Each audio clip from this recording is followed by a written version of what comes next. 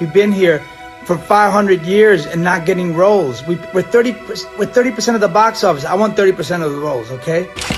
Julian. I don't know where a fella could get a little drink around here, do you, bud? 30%. That means out of every 10 movies, 3 of those should be Latin movies. And out of 10 actors in your Marvel movies, 3 of those should be Latin actors, okay? Out of 10 TV series, and then I want the long pipe too, okay? You have to help them in any way you can. No matter what color they are, no matter what country they live in, and no matter what state you're in.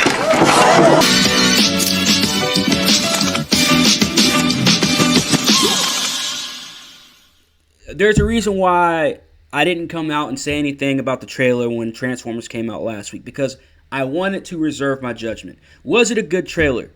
Overall, it was good. Was it great? No. But was it terrible? No. And especially in this day and age where we get so much of this new grade technology, so much of the CGI and the cool looking stuff. Look, I know a lot of people, they like to nitpick when it comes to CGI. I'm not that kind of guy. All right? Because I remember what it was like not having as much technology as we do now, as much of the CGI stuff as we do now. So, to be honest, I am a sucker when it comes to the visuals of it, okay? Like, when it comes to the visually cool action scenes, the visually cool CGI, I'm a sucker for that kind of stuff. I'm sorry, I am. Let me get back to the topic of Transformers, because you are going to need the CGI when it comes to Transformers, because we're talking about robots. I was happy that they're bringing Beast Wars into this. This was really awesome.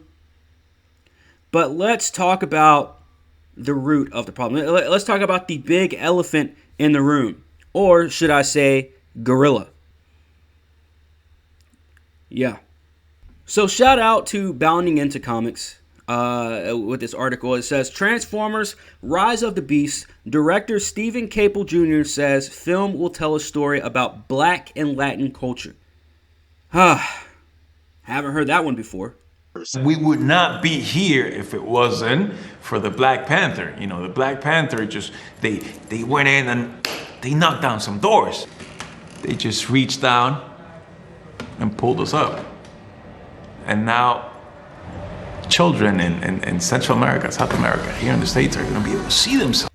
So while most fans are presently concerned with whether or not the film will feature an appearance by a certain purple-scaled incarnation of Megatron, director Stephen Caple Jr. has assured those concerned with Transformers Rise of the Beast human element that the Maximals' upcoming, did I say that right? Yeah, the Maximals' upcoming cinematic debut will tell a story about Black and Latin culture.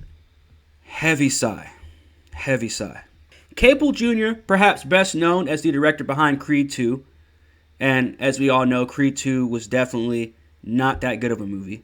The first Creed was great. I wouldn't even say the first Creed was great, but I really liked the first Creed, but the second one was a complete dud. Let me tell you, this is all you need to know about Creed 2, okay? When people talk about Creed, they talk about the first movie. People often forget about the second one. So that's to tell you all what you need to know about Creed 2. He revealed this narrative direction for the Autobots' next Earth-based adventure during a recent interview with BET. He goes on to talk about how this was an emotional ride. He and Anthony Ramos, I don't want to get the name wrong or anything, but Anthony Ramos collaborated on, I guess, putting a Biggie track in the trailer because it represented the 90s and Black and Latin culture. I'm tired of this, man. We haven't heard this narrative before, have we? Oh, yeah, right. Yeah, that's right, we do. Because anything that a black person is in, anything that a Hispanic person is in, they're going to say they're doing it for the culture. Y'all didn't even want to hear the conversation. Y'all didn't even want to have it. Enough said.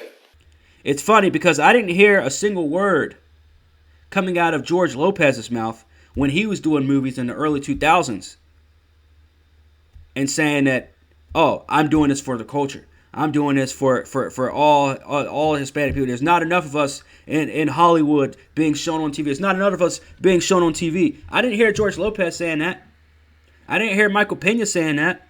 I didn't hear John Leguizamo saying that, even though now he's singing an entirely different tune in 2022. Dame culo, más culo, todo el culo, san culo, todo culo, culo. So trigger words do get us, but they get white people too. Trigger words get white people too. Yeah. They make America great again. Yeah. We know what that means. Make America white again. I mean, we know what it is. Something we have to talk. Wow.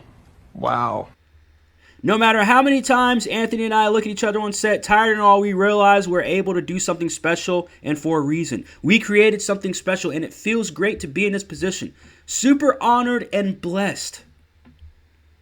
Yeah, nothing wrong with that if you just say that statement by itself, but the fact that you want to group that into doing this for the Black and Latin culture. So now he goes on to talk about how Biggie was such an inspiration for that time in the 90s, and yeah, he was. But we're talking about a Transformers movie. And we're talking about a movie that's about fucking robots. Dominique Thorne, the chick who played Riri Williams in Wakanda Forever, she's in this film as well. I think she's one of the co-stars in this movie. So we already know what kind of narrative is being spread over on that side as well. It's mentally draining. It's mentally exhausting reading this shit. But this is what I really want to talk about right here. Notably, despite the director's apparent conviction in his statement, history does not fully support Capel Jr.'s framing that his and Ramos's 2022 participation in a major geek culture project is any sort of breakthrough for representation. Facts. We all know who was in the first movie, right? Or did we forget that we had Anthony Anderson, the dude who played his cousin as well? Not only that, we had Tyrese Gibson. You had some Hispanic people in the first movie too. Was she Latina? I'm sorry, I'm supposed to say Latinx now. Latinx now. And correct me if I'm wrong, isn't Shia LaBeouf, isn't he part Hispanic as well? So not only are they going to sit up here with all these reporters and interviewers and quote-unquote journalists and start talking about culture and we were breaking new ceilings and no, you're not. You just didn't do your fucking research. There's a huge difference between breaking ceilings and making history and doing this for the culture and doing that for the culture and just being hired to do a movie. We're not talking about Fast and the Furious. We're talking about Transformers. We're talking about robots that turn into vehicles and other things. That is the first mistake that they made, is putting these. It's the same thing with the Godzilla movies. King Kong is a little bit different. You can have the human aspect along with King Kong. They were able to do that. But we have not seen for a very long time to put a human story along with robots or anything else. Leave Transformers alone. But we still haven't figured that out yet. So instead, he says, it's been 2 years now. Anthony Ramos and I talk about having this type of opportunity, but also understanding that it's our time. It's whose time? Whose hour? For us to be in this position where we can tell a story about our culture. Our people. And see ourselves portrayed on the big screen, blending in with these vast genres is special. You ain't the first ones to do it. Not even close. And you damn sure ain't gonna be the last ones to do it. Now, I just finished talking about these actors and actresses being tone deaf. Being at a certain level of society when it comes to entertainment that you have no idea what is going through your average person's mind. Because you're only regurgitating what you're fed from your PR team, from your agents, from directors, from producers, from your little circle that you have. You have no idea what is going on in the real world. And apparently, you don't even have any idea what was even going on in a Transformers world behind the scenes. Because you're going on Good Morning America, you're going on all these different platforms, you're talking to BET and telling all these reporters, all these news outlets, that you're breaking new ground, that you're doing something special, and you're not. Anyways, man, let me know what you guys think about all this. Maybe I'm overreacting. Let me know in the comments. Hit that like, hit that subscribe, all that good stuff. It's your boy, Corn. It's Half-Ass Pod, and I am OUT.